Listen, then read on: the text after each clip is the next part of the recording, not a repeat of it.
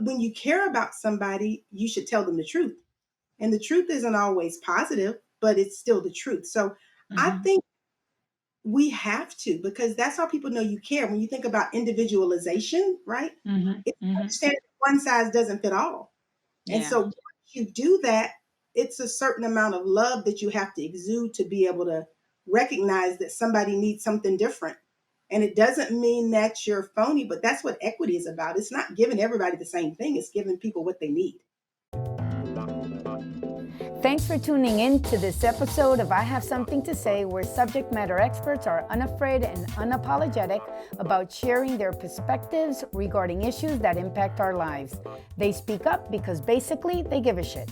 So if you're tired of canned answers and want to finally hear real people cut through the BS and talk about real issues, this is the podcast for you.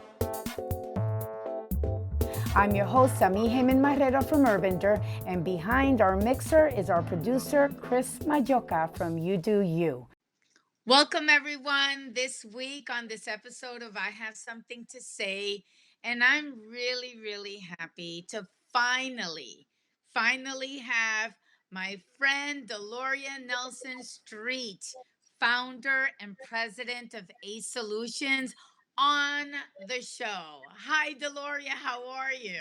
Hey, Sammy, how are you? I'm excited to be here. Me too.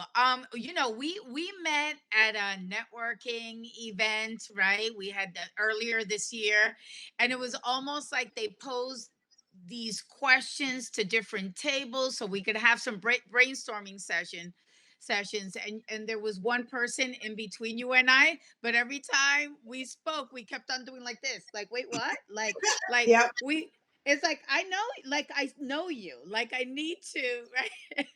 We need to absolutely. talk. And then it was instant right after that. And I'm just so glad, that we've invested time in really getting to Absolutely. know each other, this past year. And thank you for coming on to the podcast, because, with your wealth of experience in human resources, diversity and inclusion, belonging, creating authentic and creative solutions to make people perform at their best and feel happy about it, right? I thought The that, goal. yeah, I thought it would be perfect to have you tackle this topic of leading with love. And so, first, I want to congratulate you, though, on being recognized by the Orlando Business Journal as one of the top women in Orlando. That means business, like serious business. And No, that's and exciting. so, Thank you. all that to just give you a big welcome to this conversation, and to, really first ground this discussion on, like, your why. How and why did you land doing this type of work that really has a lot to do about shifting hearts and mindsets? Sure, sure. I think I've always had the gift of being able to see people. When I say see people, see the beauty, the talent, the promise, the badassness, or whatever you want to call it. I've just always been able to see people from an early age. I always had very diverse friends. I had friends that didn't like each other, but I always found the positivity and something wonderful about them. And so, I just always believe that just like our DNA is so unique, everybody has a special gift that the world needs. And if Mm. they can't tap into it, the world goes without. And so I just, originally I thought I wanted to do journalism. So my undergraduate degree is in journalism and mass communications, which is a good base, all Yeah. about communications. Mhm. And then I was like, well, HR was becoming like a buzzword, but it was still a Mhm. little bit personnel like because it was, 30 Mhm. plus years ago. But I saw the opportunity through that field of reaching out to people, in my mind being Switzerland, being very fair of I just remember my reputation through the years at various Fortune 500 companies was they were like, go to that one right there with the braids or with the natural hair. She will be fair. She'll do a really good investigation. She'll make sure that you get a fair shake. And Mm. I always took that very seriously. And people say, oh, HR works for the company. Well, HR works for the company to do the right thing, right? And so if someone is mistreating people, then exiting them from the company is doing the right thing, right? If you're discriminating and harassing against people, then the right thing for the company is to help exit you. So I just felt like it was important to create some equity of help people be seen, to not make assumptions about people, about their background, whether it's their culture, their language, their religion, and to really just lead with love. I always think about the scripture that says, the greatest of these is love. And I Mhm. believe that. And so it's been something that I have put into my toolbox. It was probably already in here, but that's how I interact with people. And love is not just wussy and soft. There's such a thing as tough love, right? I've always been able to be authentic and tell people the truth of even when it wasn't necessarily what they wanted to hear. You know, like you, I'm a little outspoken. And don't ask me if you don't want to know the truth. I'm not going to tell you what you want to hear. I'm going to tell you the truth as I see it. And I think that helps. Of sometimes, HR got the reputation from being so nice that a person didn't know whether they were being promoted or fired. And I said, look, if you have a conversation and the person doesn't know whether they're being promoted or fired, that was very ineffective. So I don't do that. But I'll tell you the truth. If there have been situations where someone was like, they're working really hard and they're trying to decide between the job offer and staying with the company. And I knew they weren't on the short list. I was like, well, you probably need to explore your options. I'm not Mm. going to say stay at the company when I know you're like just average as far as the ratings or the calibrations. Sometimes it's not where you are. Sometimes you have to be somewhere else to shine. And so I just have found that if you lead with love, that means you really get to know people. You don't just see people as an asset or somebody that works for you. You see people, as human beings with hearts that love, that hurt, that have mental health issues, that have disabilities, that have I mean, life is always lifing, right? And so Yes. if you love somebody, you can see that and make the provisions to help them get through whatever the crises, position them to do the kind of work where they can shine and do their best work. So I don't know, leading with love is something that has always resonated with me. And I think it's served me well. And for the people that don't get it, maybe one day they will, but I just think that's how you really lead authentically. Absolutely. And you know what? It's so well, first and foremost, you feel it, right? When I hear you speak, but then when you meet D in person, it's like you exude, right? This energy that really attracts people and makes them feel how do you say accepted, embraced, and understood, right? It's like there's really like a no judgment pass with you, Good. That's the and you goal. feel So that. that's the goal. And if you feel it, then that means I'm able to live my truth because that's the goal. But we're all imperfect. We're all, people want the same thing. I really feel like if people could lead with love, so many of the issues that we have would be gone. People want to be able to feed their family. People want to be able to be comfortable. People want to be able to laugh, to pay their bills, to feel safe. It's not like all these strange and different things. I don't understand them. Really? If you Yeah. understand yourself, you understand the other because we all want the same things. Yeah. The challenge is though, okay, so they're now taking it to past experiences, right? Sure. And so where you clearly were trying to function and perform in a place that was pretty much void of love in Yeah. terms of specifically like owners and senior management that had a very authoritative or even dictatorship Sure. kind of approach to running, the business. And I've been in those situations where I've been at the receiving end of actually, being, spewed like obscenities and yelling and and making myself feel inadequate or try anyway, right, to make me feel less than, right. But for the most part, my reaction was like, wow, he's gonna pop a vessel if he keeps on yelling that way. That's what I would think, right.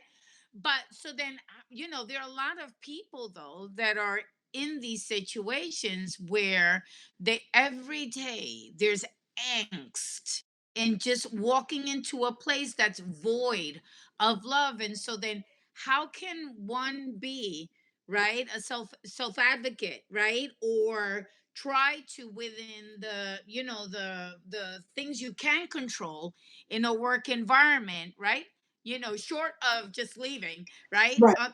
to improve your day to day. Yeah, I think it's hard. I mean, some of it is the attitude of gratitude and finding the positive things about where you are. Some of it is trying to find the positive people. Of some of Hmm. it is daily affirmations of I would ultimately hope a person could leave, but I'm also a realist, right? Because your economic situation may not allow you to just quit. But just first things first, knowing it's not you, right? I think Hmm. there's a lot of health in recognizing I'm okay. I'm not the issue, right? It's something going on with this person to make them so mean or so hateful or for them to lead in such a destructive way. I also think learning how to stand up for yourself. Hmm. Bullies don't bully everybody, Hmm. right? I True. mean, I really don't. I have done lots and lots of investigation, be there bullying or sexual harassment.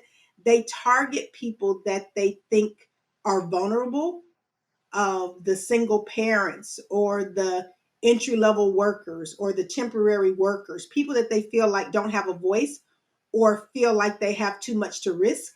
So some of it is standing up for yourself, right? When you Hmm. talk to me that way, you made me feel this way. I was doing my job. These were the instructions you gave me. This is the impact of your behavior on me. Now, keeping it 100, that doesn't always work. But I feel like you need to stand up for yourself, and maybe it's my HR background. I think you need to report it. Don't get me wrong, I know it's hard, but all of the laws have those retaliation clauses in there so people will report. But when people don't report, and you know this, I've been places where everybody knows who the bully is. Everybody Hmm. knows who the sexual harasser is or who the bigot is.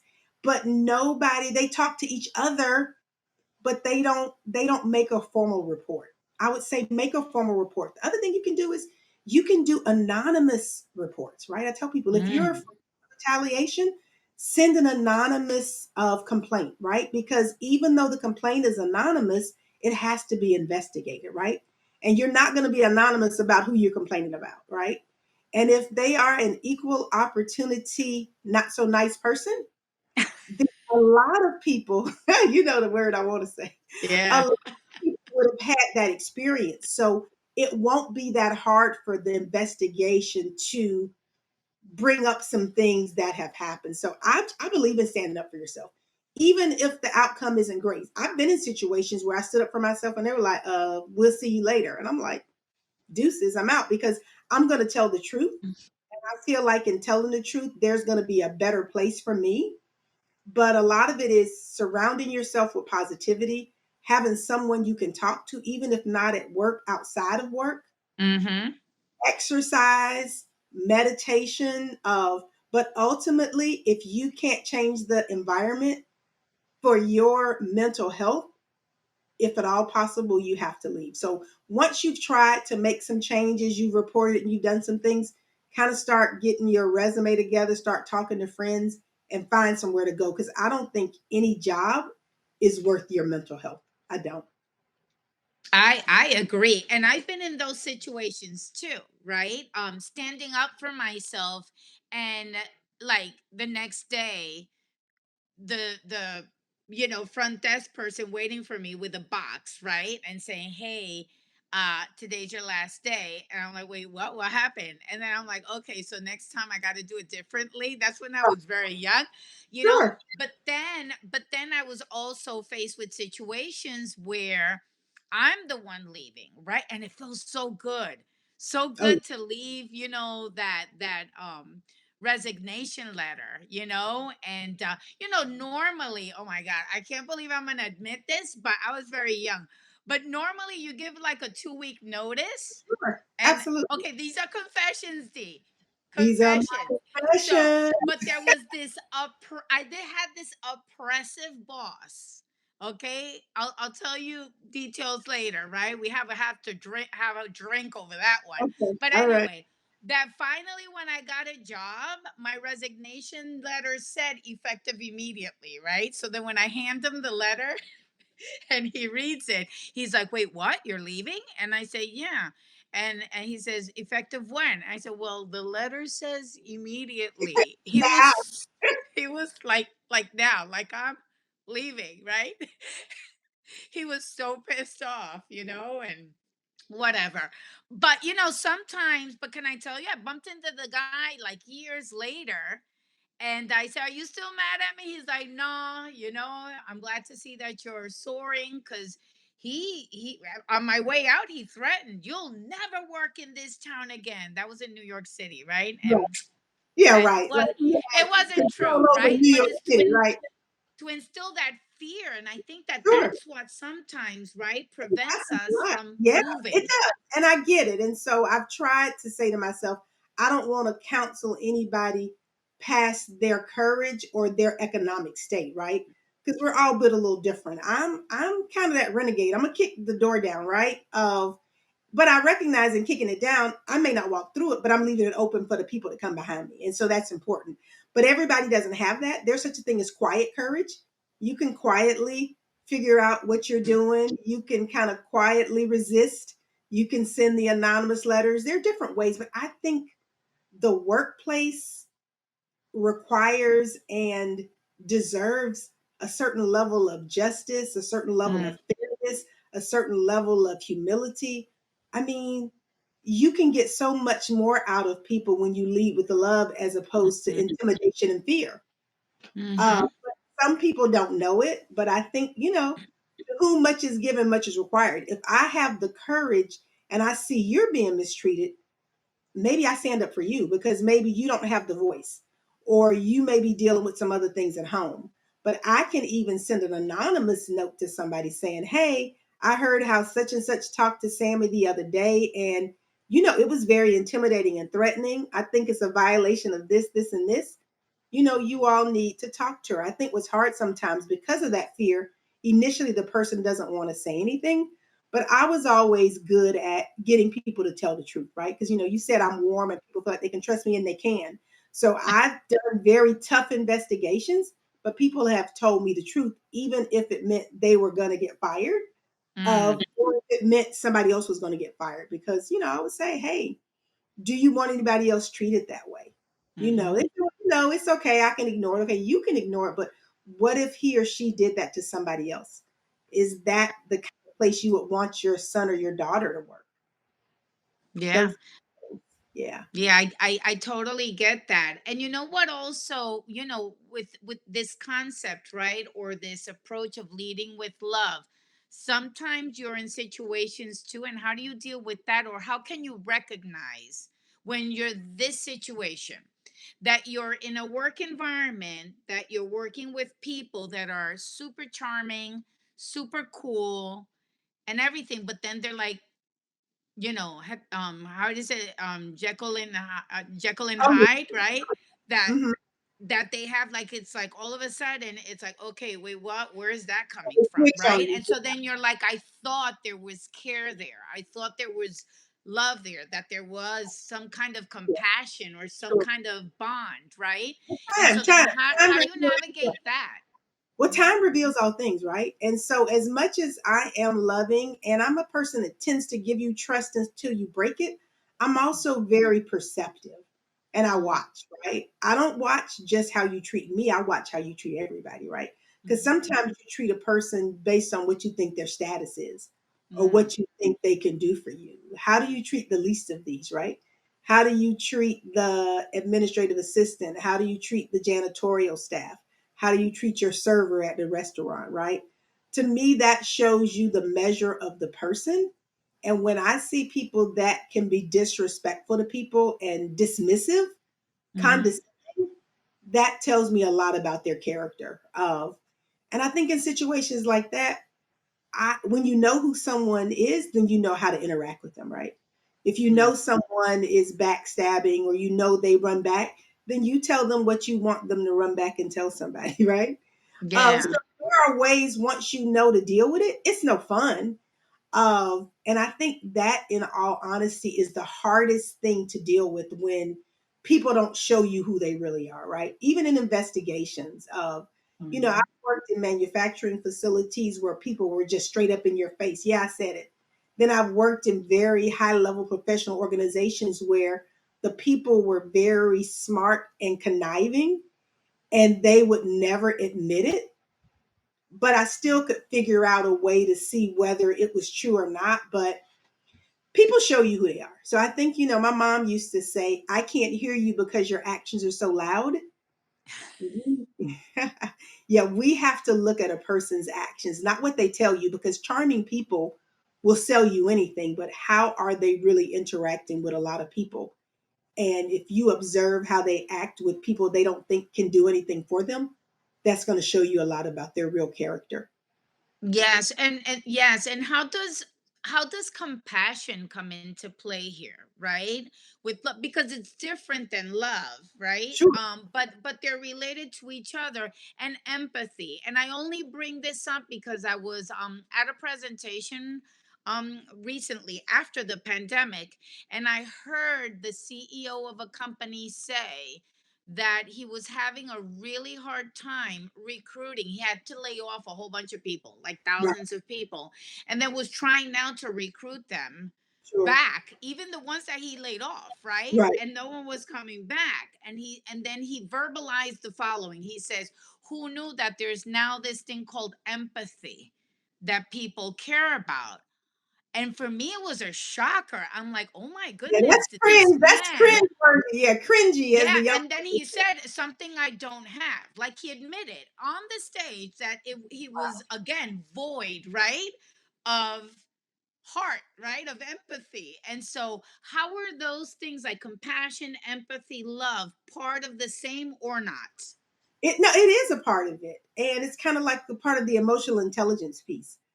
I think the people that are void of that are usually people that are privileged. Let's just keep it 100.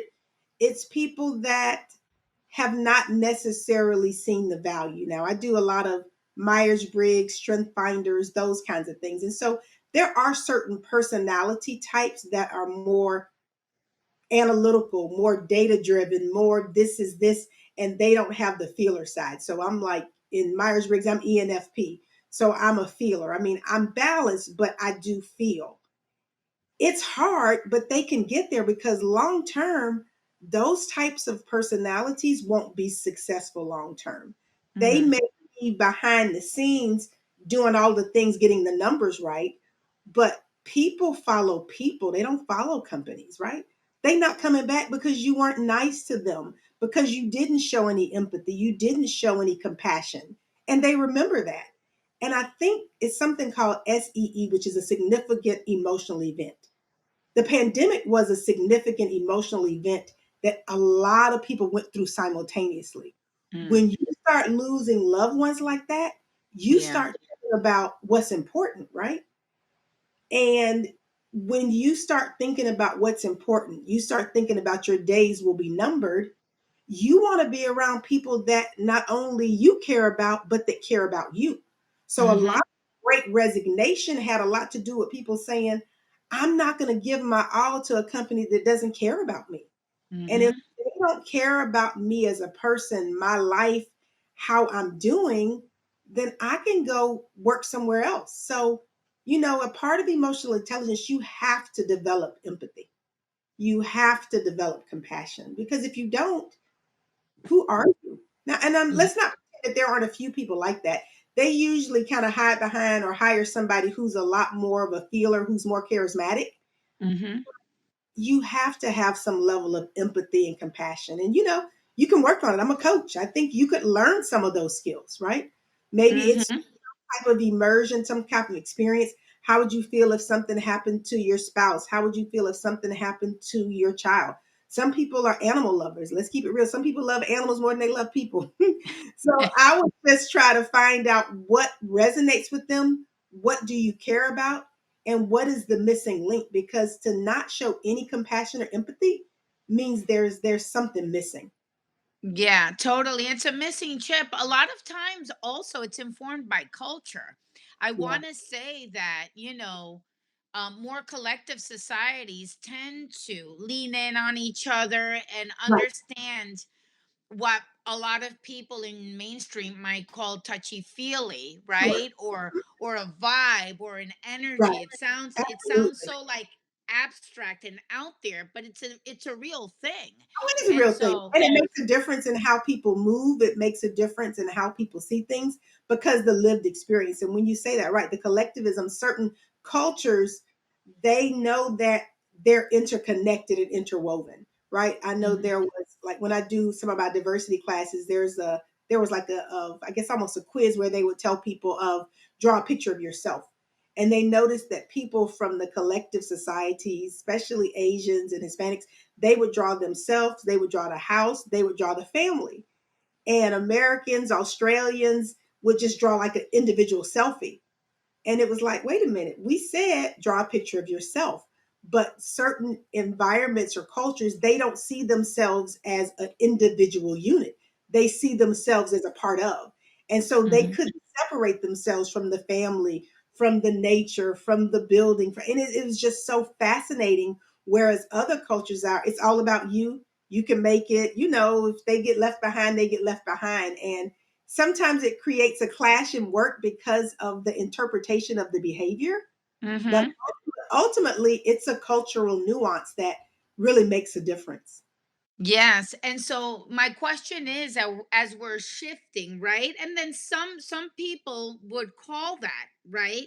Empathy, Mhm. and would call that compassion, and would call that, dare I say, love in the workplace, right? Sure. When you're there and you come with these different values than what's normally Right. expected in a corporate Sure. setting, right? Or Sure. even in government, right? Sure. And then Mhm. and they see it as something like, oh, what is that, right? But do you feel that as we're shifting to a new global majority, for example, here in the US, do you think that perhaps we might see some change within the trenches, right? Within these organizations, especially as people are able to ascend, right, to more managerial and more C-suite Right. kind of roles. Do you think that that's going to permeate, Oh, or it do is. you I think feel it will. that No, no, people will, or do you people that people, within collective communities, when they get promoted, then will abandon that and then assimilate? Like, what are your thoughts? I think it will, right? I mean, there's a lot of studies about covering, really interesting. This most recent Deloitte study showed that people are still covering the same as they were 10 years ago. Now, that Mm, disappointed me so much. I'm like, are you serious? Because we've wow. done so much work and talked so much about being authentic. But here's the thing, it's hard to be authentic without trust or Mhm. without psychological safety. But I think the challenge is we have to have the courage to show up as ourselves, right? And when I say we, I mean everybody. But what I've seen as I do Black Boardroom Leadership Institute, and one of the things I do with the students, I ask them on the leadership side, what are some things you need to unlearn so you can show up as yourself? And you Mhm. would be surprised at the things that we have to unlearn because we've been programmed to assimilate, right? And the programming wasn't done because people didn't love us. The program was done because they wanted us to succeed and exist. Like my dad's an attorney. And he's pretty, as they would say, woke, right? And I'm going to claim that word. I'm taking it back because it's a Own positive it. word. Own Let it. me just say it's Yes. positive. When you're woke, that means you're aware of what's going on. So I'm going to stay Right. woke all day. And, Yep. my dad is too. But when I first started braiding my hair, he was like, baby. And I'm like, what, Dad? And he's like, And it wasn't that he didn't think it was beautiful. He thought it could potentially hold me back. And so I think as we evolve and as laws are being passed, the Crown Act talks about natural hair. Hmm. As things Hmm. are happening that says, come as you are, the risk is for us not to do it, right? Because Mm. pathways are opening and people are saying be yourself. But if we're so afraid, then how do we help with the next generation? So some of Hmm. it's, and some of it, some people have been covering so long, they don't even know who they are anymore. It Yeah. takes a lot of unlearning and peeling back. And I know we talked about this with another group, and it was people my age, and they were kind of admitting how they had done the same things to their kids, right? How Mm. they would say, oh, you shouldn't wear your hair like that, or oh, wait, you should cut your hair, or what? It's because we've been programmed. People don't realize when you hear the same messages, the same images on Mhm. media, people are telling you what's beautiful, what's professional. I hate that. Oh, to me, professional is a behavior. It's not necessarily a look, right? Mhm. Yeah. But you hear it all the time, and they show you these 10 pictures of the professional people, and all the professional people have their hair straight because there are things where they say straight hair is more acceptable. The professional people all have on navy blue suits and white blouses. And then you show some pictures of I love color with colorful people, different hairstyles. Red, yellow. Yeah. Oh yeah, pink, purple. Then your brain is saying, because it's the unconscious bias, we're grouping things. We're grouping the colorful, talks with the hands, expressive people in the unprofessional box, and we're putting all of the stiff, stereotypical people in professional box. We have to unlearn that. And we have to stop passing it on because a lot of times it's not just the others that are doing it. We start doing it and we do it to ourselves. And we started doing it from a protection perspective. Mhm. But when it starts shifting to I can't be who I really am and I Mhm. have to shape shift to fit in, how much energy am I spending in making you comfortable or doing all these things that I couldn't be using to create innovation and profit and Mhm. all of these amazing things? So it's getting better, but it's going to take work. Yeah. And we have to tell ourselves the truth and we have to tell each other the truth, right? Mhm. Like, why are you doing that? Or you have to challenge people. Well, I'm not sure they were so professional. What do you mean by that? Tell me Mm. what you mean, right? Don't let people get away with these general, because Yeah. bias will creep up and make you make the worst decisions ever because that bias is rearing its ugly head and you don't even realize it. So I think acknowledging it, having a partner that'll say, well, tell me again why you don't think they were a fit. Yeah. Absolutely. Or tell me why you what you meant by this or by that, and Absolutely. even that is an act of giving and love and Absolutely. grace. And Absolutely. grace too. Grace is packed into that too, Oh, right? absolutely. Oh, yeah, we got to have a lot of grace and forgiveness because sometimes we don't know better. I think when we know better, we do better. Most people. Mhm. Now, I got the 80-20 rule, right? I think 80% of people want to do the right thing. They want to love each other. They want peace, love, and harmony. Now, you got some 20% of people that's just they just out there. They don't know how to love. They don't want to love. They want to go back 50 years. Okay, whatever. I feel like people like that will eventually self-destruct. Mhm. Uh, but the rest of us, a lot of times you don't know what you don't know. I mean, I talk a lot about inclusive language. There's so much bias built into our language, right? Mm. We've been saying things all the time. I mean, now they don't say master bedroom anymore. They say in-law suite, right? Mm. Firemen, they say firefighters, but there's so much bias built into our language because the people that created the language were the people that were in the superior position. So they didn't see it that way, right? I know Right. one time Allstate had a posting and they said, we're looking for the highest ranking diversity person. We won't call it chief in respect to our Native American brothers and sisters. I was like, Mm. Wow. okay. But Mm-hmm. how many people would acknowledge that? Well, chief is just, it doesn't mean that it mean well, but I had a person, T, I can't remember T's last name. And she was in the class and she was so beautiful because she's Native American. And she explained to the class why it was offensive. She said, you come in, you've stolen our land, you've, kind of segregated us to the, compounds and but a word that we looked at as like our leader, the Mm-hmm. chief of our tribe, then you want to take that word and use it. She Mm-hmm. said, that is so disrespectful. Mm-hmm. And the way she did it, you could see it registering differently. So, one of the things I say, a part of helping create that empathy is those of us with different lived experiences having the courage to share our stories and share the impact that some of the bigotry has on us. Because I think sometimes, some of us been trained, you don't tell the folk your business, just go to work and work. You don't have to have friends, head down, do what you need to do. When people start working with you alongside you and they see you and they start caring about Sammy, man, Sammy is really smart. Sammy is such a go-getter. I really respect Sammy. One of the risks if you never share about yourself authentically is you're the different one. I mean, you've heard that. You're not like the others. Mm-hmm. We can't allow that to happen. So I think it's incumbent upon you to be able to share. I'm glad you're saying this, but you know what happened to my son last night? He got Mm-hmm. pulled up. He was driving while black or blah, blah, blah, blah. Because once people care about you and then they hear your story, it makes them think differently. I don't want my coworker who I love, who I now know is a good person, to be treated that way. We have to do something different.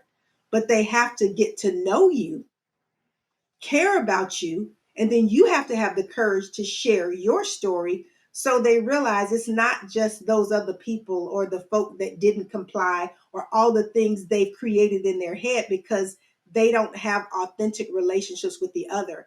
And that's what the studies show us about bias. The only way to really get bias out is to have an authentic relationship with whatever that group that you're biased against and start spending real time with them. And then you start going, oh, Mm-hmm. they're just like me. They want the same thing as I do. Some of them Yeah. are intelligent or more intelligent of. And so, but it takes that real relationship. As long as we're separate, we won't get there. So we have to come together. But when you have an opportunity to open your mouth, instead of covering and making other people feel good, hopefully when you open your mouth, the truth comes out because that's how people learn. Yeah, yeah, totally. The thing is, and that's something that I've been working on a lot in the last, I want to say 4 or 5 years, is the grace part, right? Because I'm very quick to establish healthy boundaries of engagement with people that are just, in my eyes, not lovable. They're just, it's just so, so it's hard, D. It's so hard, Deloria, to It love on is. some people that are just But, so but look, okay, gross. let's keep it real though. Are you always lovable? No, I'm not. Right. Well, and so I just think the Yeah. grace that we can extend or that we won't extend it to us, we have to extend to others. I tell people all the time, I am so proud. I didn't get rid of any of my Facebook friends during the last election and with all that other stuff. And they're like, oh, I was cutting people off. And I'm not saying it wasn't tempting, but I had to say, okay, this is what you teach people. So you have to try to see the humanity and try to at least respect a person's right to have a different opinion of and so I did and it was hard. I mean, I saw some things that I didn't like, but here's what I had to say. Just like how I grew up and we sat around the table. My dad was at the March on Washington. He did a lot of, in civil rights, all of these things. The way Hmm. he raised me and the way my mom raised my sister and I with this is how we treat people. This is important. Look at our struggle. Look what happened. I heard that over and over, and that became my truth. There's some other people sitting around the same table and saying what they believe is their truth, and it's in total contrast to my truth. So, do I say they're unlovable? No, I have to extend that same grace to them. And then sometimes we come together and you start listening, because I really think everything is pretty great. I don't think there's a whole lot of black and white, right? There are so many degrees of different things. And a lot of times we want the same thing, but what we're focused on is different. And so grace is important. Now, I'm not saying that there aren't people that are just not nice people that don't have any boundaries, right? But I have my girlfriend laughed a lot of times because I feel like sometimes I'm a counselor. I said, okay, I don't cut people off, but I put people in boxes, right? So, some boxes are really, really close to me. But depending on your behavior over and over, your box may get pushed out a little bit further and pushed out a little bit further and pushed out a little bit further. I don't typically cut people off, right? Because I want to have that grace. But your box may be way, way out, right? Which means you're not in my close circle anymore. That level of trust is no longer there. Now, because I didn't totally cut you off, I may hear you when you cry out for help, and I'll probably help you. But my interaction with you is going to be measured and not as frequent, because I have to protect my peace. Yeah. Yeah. Well, yeah, I know. But to me, there's different degrees of being lovable or unlovable. Oh, You know, absolutely, absolutely. when I get unlovable, I at least I recognize it, right? And I Sure. apologize or I Yeah, do whatever I have to absolutely. do. Yeah, me But the too. thing Me too. is, there's some people, D, Oh, I admire your level of grace, and that's why you exude that, right? And I know it's a journey and we yeah, need it to is. work on it. It's It something is. that I've been working on it. I think I'm doing Good. halfway decent because I don't blow my top off as much, Good. when I hear foolishness. But where I'm getting at is that it really is taxing at times, Yeah. and yeah, I and guess it I should. definitely it's an exercise on It is patience and patience. everything. But even if you exercise grace, it doesn't mean that you don't tell the truth, right? I'm not going Yeah. to sit with you, even if your opinion is opposite of mine, and not speak my truth. And if you're being offensive, I'm going to tell you you're being offensive and Right. why you're being offensive. And some of the propaganda things or the things that you're saying that I may know are not true to me or not my lived experience. So extending grace doesn't mean laying down like a mat. Mm, Absolutely, absolutely not. And I think that's some of what we have to realize, that I can stand in my truth and you can stand in yours. But if you violate certain things, I'm gonna let you know, right? But yeah. we have to have the grace to recognize that, I don't think a lot of things are all or nothing, right? Mm, I mean, even politically, I think there are a lot of people that have similar beliefs, but it's certain things they cling on to and other things they don't listen to, right? For me, I'm not somebody who can feel good about moving ahead, moving ahead, moving ahead, getting all this money when a lot of what I consider my people or people mm-hmm. in are getting left behind. Right. So I'm not going to be excited about all of this if I can't, lift while I climb, right? Mm-hmm. And my dad, I mean, that's how I was raised. So I can't say, oh, I've made it. Oh, look at y'all lazy people. When y'all going to get it together? If I made it, Yeah. anybody can make it.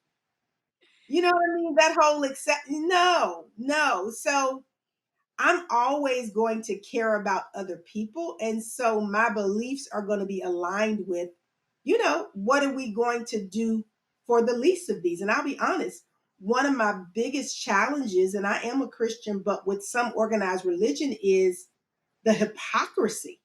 Mm, I'm like, what? How can you be so opposed to one thing, mm-hmm. but once people get here, you don't want to assist them, right? I mean, it's just so much hypocrisy that it was very frustrating to me, because I'm like, so what part of the Bible you reading? Right. And we know people have always used whatever they needed to in bits and pieces, right? To project or to cover their agendas. Yeah. But even that, I'm gonna tell you, okay, yeah, I'm a Christian, but what you're doing, from what I see, is in stark contrast to what the word says. And And so, but it's in that contrast though that I struggle. It's in exactly that contrast where I struggle because I I can't reconcile, right? Having a relationship with someone who says something, going back to your actions, right? The sure, action that says something and then it doesn't align with your behavior or your attitudes or how you treat people or the things and I you. think that's healthy. That's healthy, Sammy. There's nothing wrong with that. I'm the same way. But relationship is relative, right? You Yeah. know, what I mean? I may be able to have a certain level of respect for you. We may be able to work together. You're probably not going to be in my home, right? We're Mm, probably not going to go on vacation together, right? Because I can't trust you. But I extend the grace to you, because if you were created, then I acknowledge you as a human being. yeah. I wish kind things for you. Yeah. I wish things for your family. And so I will interact with you and be respectful, but Mm-hmm. I'm not going to give you my trust. I mean, this is not about being foolish, right? If Right. somebody shows you who they are, depending on the circumstance or the situation, you may have to interact with them, but it's definitely not going to be the same. Right. Right. And so yeah, and so that it's that, right? That's part of the authenticity, I guess, too. Mhm, And the respect is also attached to love, sure, right? And so and now yeah, it's all coming together for me because even if I've set those boundaries, even but with respect, sure, I don't wish any ill will, I'm not attacking, I'm just you there, me here. Even sure. that is, a demonstration of respect, right? And of It's a love. demonstration of love, because if you let them get too close and they say something crazy, you're going to go off on them, and you may not be able to do it in a way that's productive. That's Yeah. also love. Love is also restraint. Right. Mhm, Yeah. yeah, Yeah. Yeah. I'd never seen it that way, right? And so yeah. Yeah. So just in now just taking this all in because it seems like there's so much attached to this concept, right, of leading with love that really talks about grace, respect, compassion, empathy, even establishing healthy boundaries of engagement, sure. pausing, observing, Mhm, uh, yeah, accommodating, but then also listening to sure. opposing views. All of that is Right. packed into It is. this type of leadership. It is. It is. And I think a lot of people do it. I don't think they call it that. I think, words matter. People get caught up in words. Like, I think when I first started saying leading with love, I thought, people are going to think that's so wussy, but it's not, right? I'm very authentic, I'm very direct, I'm very honest. But when you care about somebody, you should tell them the truth. And the truth isn't always positive, but it's still the truth. So I Hmm. think we have to, because that's how people know you care. When you think about individualization, right? Hmm. It's Hmm. understanding that one size doesn't fit all. And Yeah. so once you do that, it's a certain amount of love that you have to exude to be able to recognize that somebody needs something different. And it doesn't mean that you're phony, but that's what equity is about. It's not giving everybody the same thing, it's giving people what they need. Yeah, totally. And that's the perfect segue to my last question, which I think would be very helpful because we kind of know what a work environment void of love or real caring or genuine feeling, right? For your peers and employees and all of that looks like, because that's why people want to bounce, right? And find a new thing. Okay. But then when you're interviewing for this new position or you're doing research, what would be some cues, right? Because you really don't know until you're in it. So, Yes, like dating, right? right? And so, Yeah, what are some cues or some questions that you can ask before you accept sure. this new role, right? That can Right. give you at least an indication of where they stand in terms of leading with love. Yeah, if people would tell you, that's hard, right? So one of the things I think I do is try to look at the website, right? And Mm, make sure it's not clip art. If it's the same people that work for all the top organizations, that's clip art, right? See what the company's mission and vision and values are, but not just what they're saying. If they say they care about this, then what organizations are they supporting, right? mm, They allow people volunteer hours. And if you're privileged in a situation where you don't have to have that job and you're just seeing what's better, I would ask some pointed questions about diversity or about the culture of, what's acceptable in this culture and what's not. Of, how do we deal with disagreements? Of how does the company deal with things that may not seem that to be directly related to the business, but impact people? Did you all mhm, make a statement when something happened with George Floyd, right? Do mm, you treat the hurricane in Puerto Rico the same way you treated the hurricane in other places? mhm, What, is your stance on diversity? Just questions like that. I mean, it would be best, in all honesty, if you knew somebody that worked there and could ask, mm. because just like dating, people are always on their best behavior. Yeah. You're going to say what you want to hear, but do the research, talk to people. Glassdoor is good. A lot of people will tell their real opinion about what happened and whether it, felt positive or not. Yeah, in Glassdoor. And I feel also young people are more adept and Oh yeah. fearless in terms Oh of yeah. asking these types of Oh, questions they are. and because they actually care. They're so fed up Yeah, they with care the, and they're not afraid of doing something different. yeah, totally. And they're kind of tired of all the patronizing and the status quo and all They of that. And they're much more open and inclusive of, other people. So I Yeah, think they're that not more we, fearless. They'll tell you the truth. yeah, they will. Yeah, with very unapologetically too. Oh yeah, Yes. absolutely. Yes. So this was really great, Deloria. I really admire your work, and I'm so happy that we made some time to just Absolutely. close this year. Where we're trying to close with some really meaningful topics that make Absolutely. people just pause and think about how to move forward this Absolutely. upcoming year 2024. It's going to be very Absolutely. charged, right? So start getting get your love quotient now, because you're going to need a lot of patience and forgiveness. Yes, absolutely. Thank you so much for My joining us pleasure. today. Thanks for having me.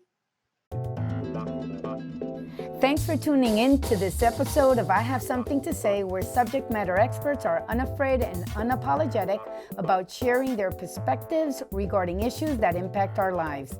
They speak up because basically they give a shit. So if you're tired of canned answers and want to finally hear real people cut through the BS and talk about real issues, this is the podcast for you. I'm your host, Sami Heyman Marrero from Urbander, and behind our mixer is our producer, Chris Majoka from UdoU.